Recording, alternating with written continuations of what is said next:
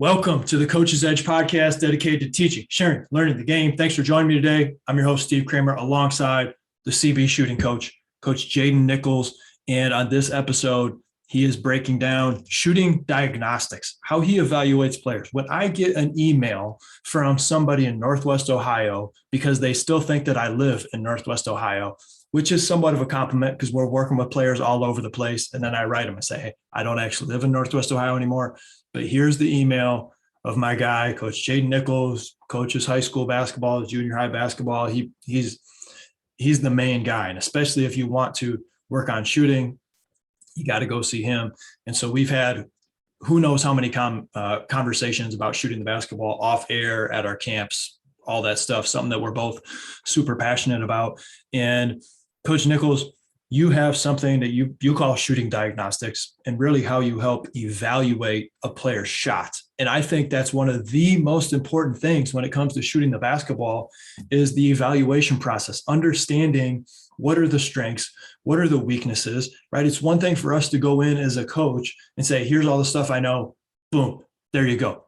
But it's a whole nother level when you get the player to be able to understand their own strengths and their own weaknesses so that they can take the information that you give them and move forward with it. And that's what you're breaking down in this episode, some of those keys to understand. How do you want to preface this episode right here?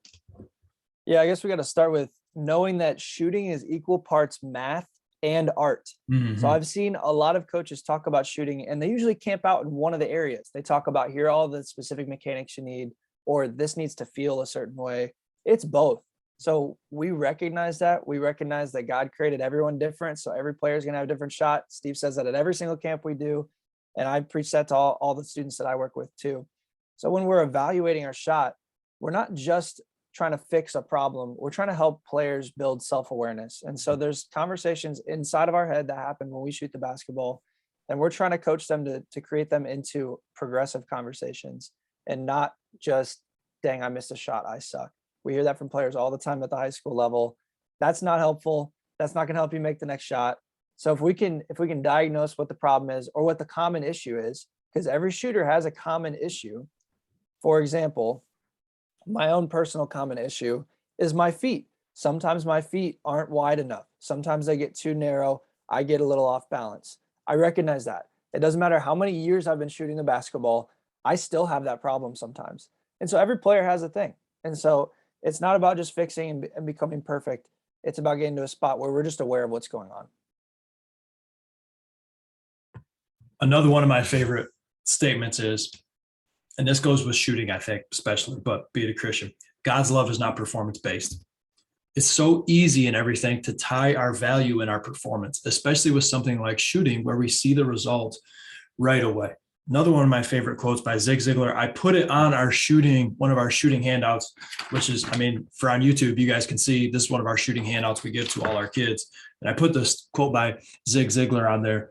Remember that failure is an event, not a person. So if you're not shooting the basketball well, it just happened that it didn't go in, right? That doesn't mean anything about who you are, right? And so we get so tied up with shooting the basketball, and I'm speaking to myself right here. Like, I'm extremely hard on myself, right? So if I go into a workout or a game, I didn't shoot it very well, I'm kind of beating myself up. Don't do that. How is that helping me become a better basketball player down the road? It's not. Just what can I take from that event? It happened. What can I take from it, learn from it, understand that it's not tied into who I am and the value that I have as a person. Okay, cool. Roger that. Let's keep it moving. And now I'm better moving forward. So understanding that mindset thing is 100% huge value. And then we go into some of these additional diagnostics, which you start to evaluate when players are shooting. How do you start digging into that? Yep. So the way we start with a shooting diagnostic is I'm just going to watch you shoot for a good 3 minutes. And I'm gonna watch from every angle. So I might rebound for you for the first minute. Next minute, I'm gonna have you rebound. I'm gonna come and watch from the side, see if there's anything else I can see. And then if we have more time, I might watch from behind and see what I noticed there. And so I'm trying to get a full picture of what a shooter looks like. And then I just start asking these questions, and I have, I think, 27 questions written down. And so there's a lot, and I'm thinking about all these things in my head. And after doing it a while, you might just pick up and you're looking at different areas of a shooter and trying to figure out where's the big issue, what's throwing things off. And we can tell a lot by how the ball is hitting the rim. So we talk about this in our shooting camps. There's many different ways the ball bounces. Are you shooting short, shooting long, shooting left, shooting right? So if we're noticing you shot for 2 minutes and almost everything shot to the right, there's probably something in there that we can fix. So we're going to go through these areas, and then the questions that I ask and the questions that you could be asking yourself as you shoot. And then you can evaluate, what can I fix? And I don't know if I mentioned it, but we always just try to pick on 1 or 2 things. Might find 9, might find 15. You're not going to get better unless you focus on one thing. And what I try to do is pick the main thing. And so usually there might be one thing that's affecting your shot more than others. So we're going to dive in, and coach can interrupt me whenever he wants to add any notes that he has. But the first place that I start looking is feet. When I'm looking at our feet, are we stable? Do we have a good, solid foundation? So I'm going to look, 3 questions I ask. What's the width of our feet? Are they about shoulder wide? What's the depth of our feet? So if we brought our feet together, is my shooting toe going to be in front of my off toe? So if I'm right-handed, is my right foot going to be slightly in front of my left foot? And then the angle. So am I a 12 o'clock shooter, 11 o'clock, 10 o'clock? Honestly, we'd stay around that area. Anything that goes 1 o'clock or 9 o'clock, probably need to adjust. So we start with our feet. We want to have a solid foundation. Like I mentioned, for myself, I'm somebody who my feet can get too close together. So my width is inside of my shoulders, which makes me wobbly. The next thing we look at is knees. So when we're shooting the basketball, are our knees straight or are they bent? All right, one interruption real quick. Yeah, go for it. And then you keep going, because this is great stuff. With the depth of the shot, the one thing that we talk about at our camps to help guide players into that straight line shot is, if you're right-handed and your right foot's in front, if you took your left foot and you were to bring it across, like a straight line across, would the tip of that left shoe go into around the arch area of your right shoe? So it's not too far back that left foot is behind your right foot. It's not all the way up and even. So again, is this an exact thing? No, but it's a good cue that you have that left foot, for example, on a right-handed player. It's back enough that you've helped create that shot line with your right foot in front, but not too far back that you're really starting to lose some of that balance, and the shot becomes a lot more of a push than actually being down and springing up into your shot. Yeah, so next, after we look at our feet, make sure our base is good, then we kind of look at the ankles, knees, hips. So in that range, everything needs to be bent, loaded. So I have players that I've worked with who had straight knees, and sometimes just the tweak of, hey, you need to bend your knees in so that you can generate some power is enough for them to get there. And then the hips are the biggest one. We generate the most energy from our hips. So we need to check and make sure are our hips loaded? And how do we know if our hips are loaded? That means our hips are back when we're setting up to shoot, not down. So we're not in a squatting position. We want our hips to be back, which naturally puts a bend in our knee, which will naturally put a slight bend in our ankle. And then making sure that we finish, or that we're on our toes so that we're in a good position. That's our lower body. So a lot of players, it's somewhere there's the issues with our legs. And then we move on to our shooting pocket. So All right, so I interrupt you again. Yeah, go ahead. The one thing that you said that I love is natural. You said it feels natural for the player. And as we're shooting the basketball, yes, there may be some things that are uncomfortable because they've already done them the other way. But for the most part, when you start to break down shooting the basketball, there certainly is a lot of natural movement, right? We're not trying to get a player in this unorthodox, mechanical position so that they can knock down more shots. Hips back, you'll have a slight knee bend, slight ankle bend, and then we're coming out, up and out into our shot. Good stuff. Yeah, so then we're moving on to our pocket and having the ball actually in our hands. So the first question is, where are we catching the ball? Where do we like the ball to be before we get into our shot line? Most of us like it to be in line with our shooting hip or somewhere in our torso area. Are you starting with the ball below your waist, or are we catching it and starting it on our shoulder? That's something we can look at. Is it comfortable? Is it in line with the basket? Those are 2 questions that are really important. When you catch the ball, is it somewhere that actually feels good? Because if you're catching the ball and you're uncomfortable, that's going to make for an uncomfortable shot right away. And then is it in line with the hoop? If I'm right-handed, I like to catch the ball close to my right hip, in line with my right shoulder. If I'm catching on the other side of my body, it might be creating an awkward sway and might be pushing my shot way too far to the right or way too far to the left. There are players that like to do that. And as long as we're getting into the rest of it, it's totally fine. But we want to look at, is it something that's getting in the way of what we're trying to accomplish? And with the ball in our hand, is there a wrist wrinkle? So a lot of players they shoot with their hands completely straight. That's how they catch the ball. Their hand is behind the ball, but not under the ball. So you'll notice my wrist is pretty bendy, so I can get it to a 90-degree angle. And I want to get a wrinkle in my wrist so that my hand can be under the basketball, not behind it. And so that's the second thing. Is my hand under the ball? So typically if you have a wrist wrinkle, yes, it's going to be. And then we talking about our guide hand there too. Is my guide hand on the side of the ball? Is it next to my shooting hand? Is it on top of the ball? We want it to be on the side of the ball. And then does my guide hand come up when the ball comes up? I've definitely seen players who leave their guide hand behind. We talk about it all the time. It's really tough to keep that ball balanced and getting in a straight line if we leave our guide hand behind. So that's 6 questions right there. Coach, is there anything you wanted to add to those?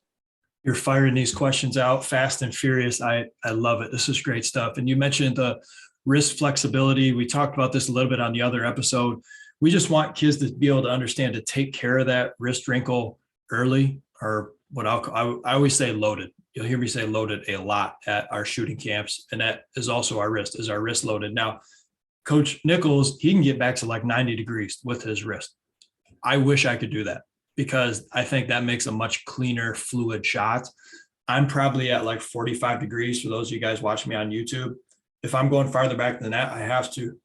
I mean, that's just not going to happen, right? But it's still loaded for me, right? And so to be able to get that load and concentrate on that early in the shot instead of kind of that late wrist load and then release on the shot, or some players don't do it at all, that's going to hurt you because you're not going to get the hand underneath the basketball at the timing that is preferable, because there's so much timing involved now with trying to load the wrist at the last second and get into the release.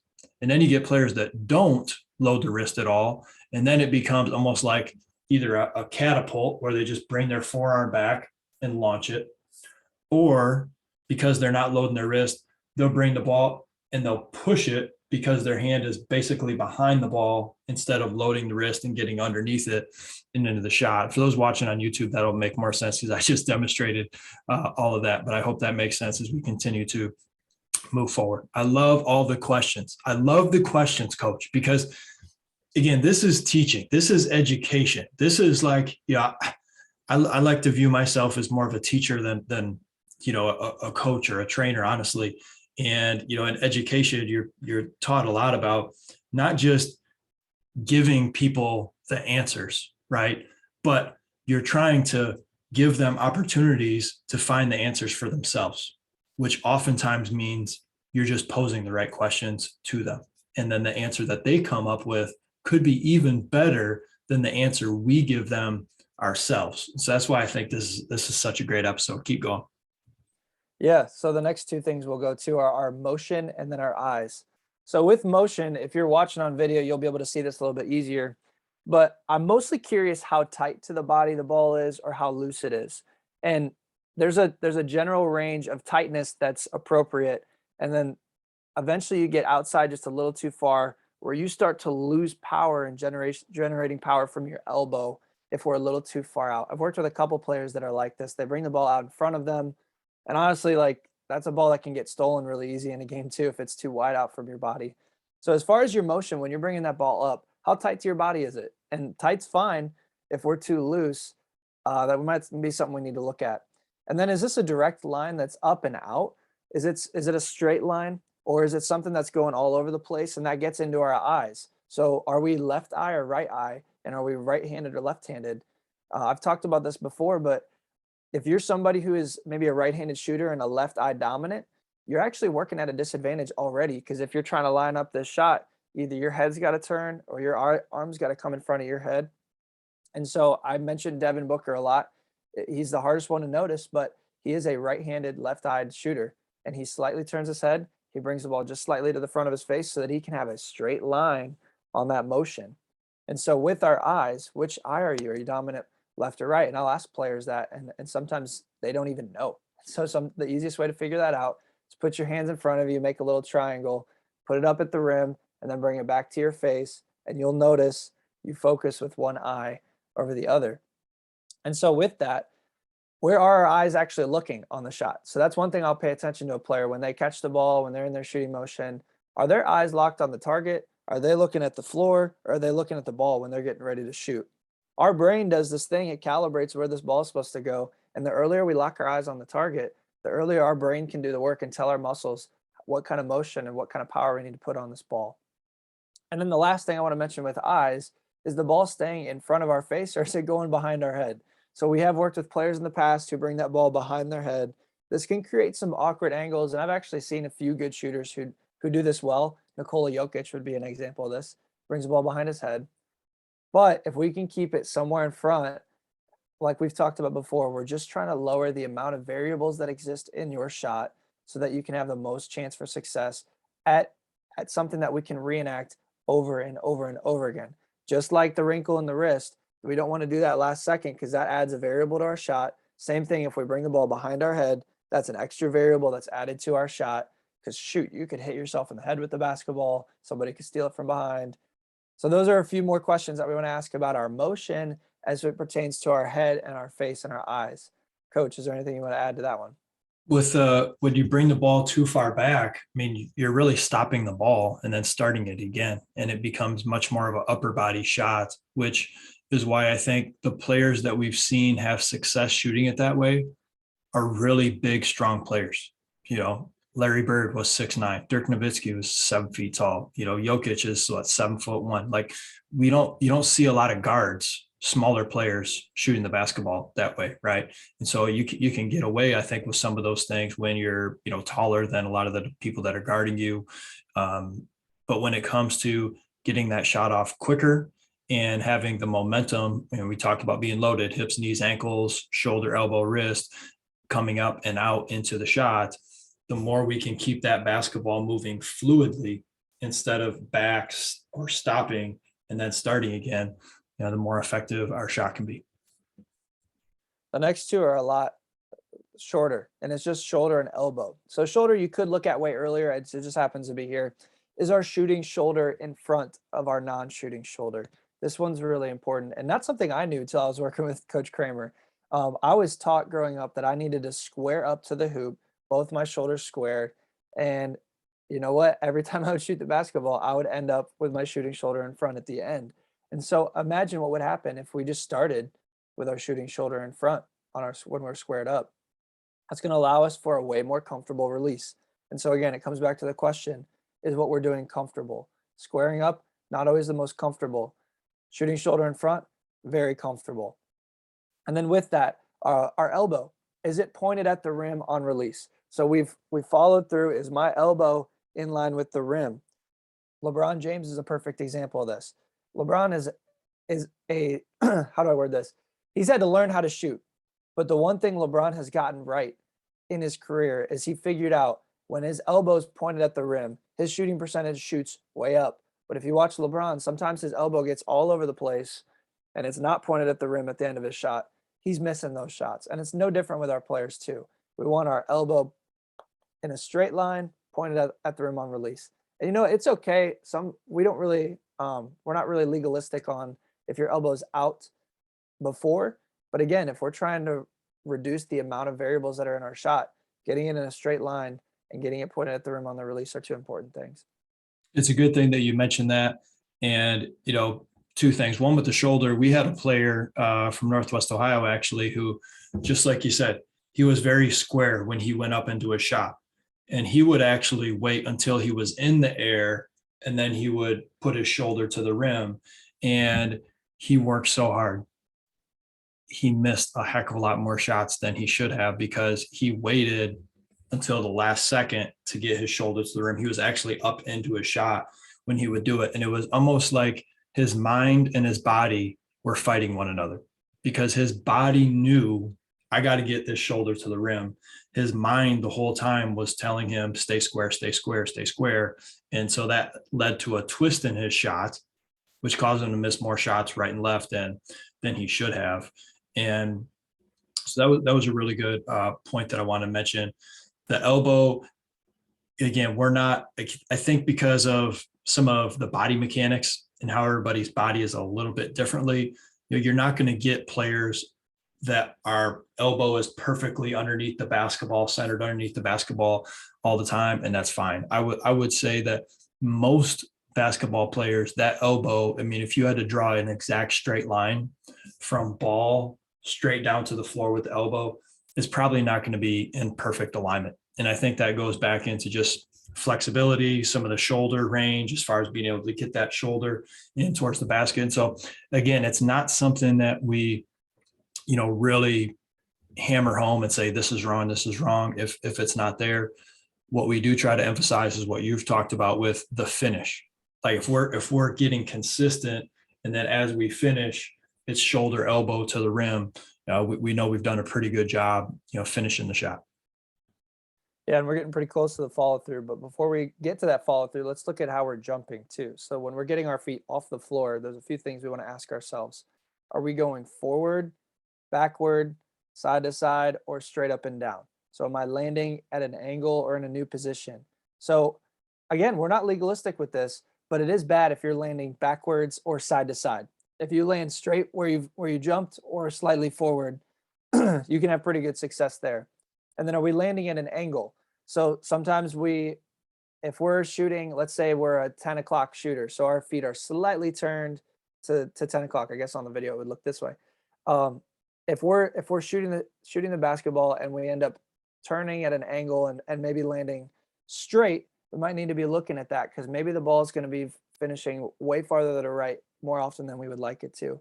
So are your feet landing at a new angle than what they jumped at? That's something to look at. And then finally, with our jump, are we shooting on the way up or are we shooting on the way down? I've worked with some players who they jump and then they get to the top of their jump and that's when they release the basketball and they've lost all power on that shot. So is the ball coming up first, and then are we shooting at the top of our jump or are we shooting on the way down? Anything to add to that one, Coach? No, this is good. This is good stuff. And, players that just have that slight pause and then they release it at the top. A lot of times they're upper body in that shot. I was one of those kids. I mean, I was taught, shoot a real true jump shot, wait, hang in the air until you're at the peak of the jump, and then you shoot it. And when I made the adjustment of letting the ball flow as I'm coming up and out into my shot instead of waiting and then letting it go, because I jumped pretty high, especially in my younger years, shooting the basketball. When I made that tweak and I stopped jumping quite as high on my shot and I let the basketball naturally come up and out instead of waiting and then letting it go, man, I started to shoot the basketball better, and the comfort level and the ease that I shot it with went way up as well. So that's a good one. And you're answering the next question that we have. Does the ball stay moving once the shot line is started? So we don't want to pause the ball at any point. We want to make sure once it's started, it's going all the way through. And then the last questions for our follow through, and a lot of these are checks once the shots actually happened. Did we have a wrist snap? So are our fingers to the floor at the end of that? Is our elbow above our eyebrow? So we talked about angles from time to time. Do we have somewhere between a 45 to a 60-degree angle? 45 is optimal. 60 degrees would be more on the Steph Curry range. Are we somewhere in that range? Because if we're any lower than that, our shot's going to be too flat. If we're any higher than 6 degrees, the ball, you're probably going to be airballing a lot. The ball's going to go pretty high in the air. Is our guide hand straight? So are we having any influence with the thumb flicking out or our whole hand flicking out? Or is our guide hand staying straight? Are we shooting through the guide hand and keeping it up with our line? That's a big one. A lot of the players I work with, they have some sort of issue, either flicking the ball or they leave their guide hand behind, or they're almost pushing against each other with their hands. That's a very common issue with a lot of middle school and high school players. And then finally, are we comfortable after we've shot the ball? When you shoot the ball, can you hold that follow through, see it go in? Do your arms sway? Do you land on the floor with some confidence? I do think there's something psychologically important to that. If you watch Klay Thompson shoot the basketball, you can tell when he makes or misses a shot just on how he lands. The dude's body shows it. So he can tell you if he was in a comfortable position. You'll notice his arms always sway. There's definitely nothing legalistic about whether your arms sway back or not, but it is an indicator. Is your shot comfortable? Because I do think that's important. Our shot should feel good. I love shooting the basketball because it feels good, and it feels even better to make a basket.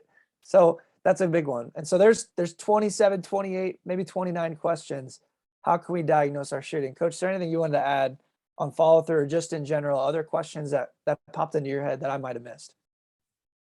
Oh, this is great stuff. And so what I want to have our listeners and those of you watching on YouTube to think about now is if you're a shooter or you're a coach, you're working with your players, maybe you're a basketball trainer as well, trying to improve your shooting.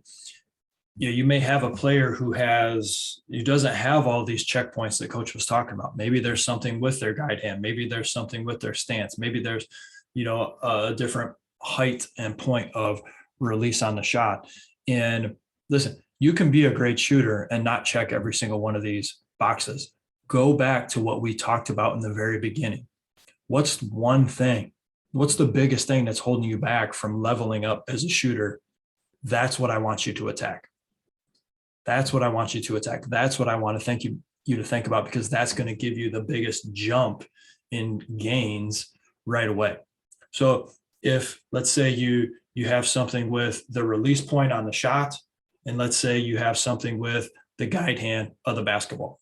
And as you look at it, you say, you know what, the biggest thing that's holding me back is not the guide hand, it's the release. Concentrate on that. Concentrate on keeping the basketball going up and out, hand underneath the ball, boom, and then send that baby to the rim. And don't worry so much about the guide hand on the shot right away. Or maybe it's vice versa. Okay. So you don't have to necessarily check all of these boxes, just one thing at a time. What's holding you back the most, try to attack that first, and then you slowly whittle away at all these other options. Yeah. And the thing I always share, and the story I share, is myself as a player. I unconsciously did this as I grew. And Coach, you've mentioned some things that you tweaked too. As a 7th grade player, I was somebody who flicked my hand. So between 7th and 8th grade, I changed that. In 8th grade, I was somebody who had my elbow all the way out because I had to generate power with 2 hands. Going into my freshman year, I got my elbow a little bit tighter so that it was always finished and pointed to the rim. There's things I added to my shot every year. I didn't fix it all in 1 year. It took seasons and thousands of shots. You can ask my high school coach. I was there all the time at his house shooting the basketball. It definitely takes the mental reps as well as the physical reps to improve yourself as a shooter. And we hope we've helped you with some of the mental reps right now as you're listening and starting to visualize either how you shoot or how you coach shooting with your players. So thank you guys for listening to the Coach's Edge podcast. Thanks for checking us out on YouTube. We appreciate you. Remember, positive rating review goes a really long way. If there's anything that we can do for you, please let us know. At this point in the year, in the summer, we're up and running with our camps. Coach Nichols is a part of that, as well as everything else that he's got going on. It's a busy man. But if there's anything we can do to help you out, especially regarding shooting the basketball, please reach out to us. Twitter is Steve21 Cramer. Coach Nichols, what's your Twitter handle in case anybody wants to reach out to you? Yeah, it's at J Nichols, so Nichols 11.